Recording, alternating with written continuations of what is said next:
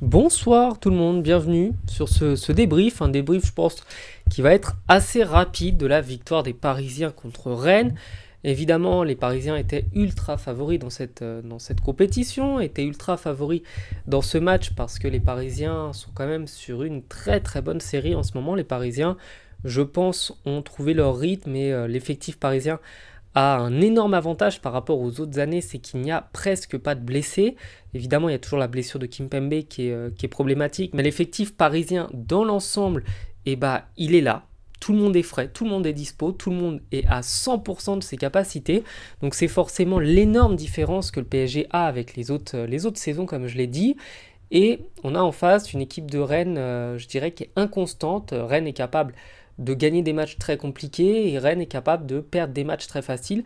C'est assez inexplicable, c'est une équipe qui est très difficile à analyser et d'ailleurs je ne peux pas l'analyser parce que c'est juste inexplicable, c'est des ovnis à chaque fois, mais c'est une équipe rennaise qui, dans l'ensemble, depuis 10 ans, euh, réussit quand même pas mal face au Paris Saint-Germain, donc même si les joueurs changent, je veux dire, c'est quand même dans l'ADN du club de réussir contre le PSG et de poser des problèmes au PSG en Coupe de France. On se rappelle de cette victoire en Coupe de France en finale, un petit peu contre le cours du jeu et un petit peu à la surprise générale. Et dans ce match-là, j'ai pas du tout senti les Rennais capables de s'élever au niveau du PSG. Il y a eu un gros rythme dès le début, les Rennais ont mis du rythme, mais les Parisiens ont su se caler sur ce rythme-là. Comme il le disait si bien sur France 3, les Parisiens se sont mis au niveau de Rennes.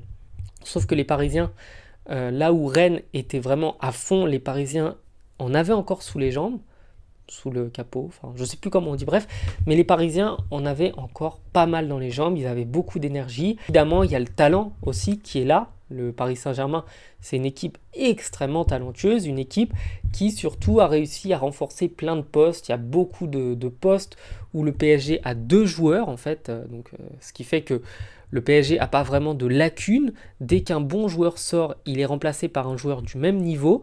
Et c'est le cas à quasiment tous les postes. Donc forcément, les Rennais n'ont pas le même effectif et les Rennais n'ont surtout pas le même niveau. J'ai surtout, je dirais, pas senti les Rennais croyant en leur victoire.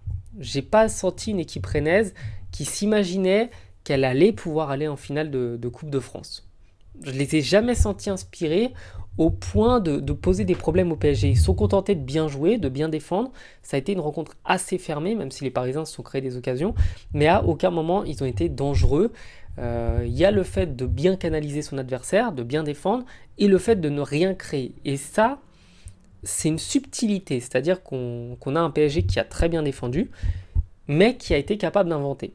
Et on a une équipe rennaise qui a très bien défendu, mais qui n'a rien fait d'autre. Et c'est au final logique d'avoir cette défaite des Rennais. Au passage, Mbappé a encore mis un but. Voilà. Il a encore fait taire les critiques après une période où c'était un petit peu en dessous.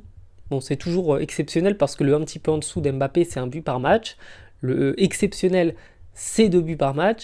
Et le très mauvais, c'est un but tous les deux matchs.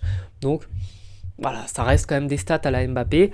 Les Parisiens vont logiquement en finale. Il n'y a pas grand-chose de plus à dire, à part que les Parisiens, évidemment, ont pris une très bonne option pour se préparer face à Barcelone. Les Parisiens, avec cette victoire, vont gagner de la confiance. Ils vont aller chercher peut-être la coupe le 25 mai prochain face à Lyon. Donc, c'était juste une partie intéressante, une bonne partie, une bonne préparation. Il n'y a pas grand chose de plus à en dire. Voilà, je vous souhaite de passer une bonne journée, une bonne soirée. Je vous dis à bientôt sur la chaîne. Ciao.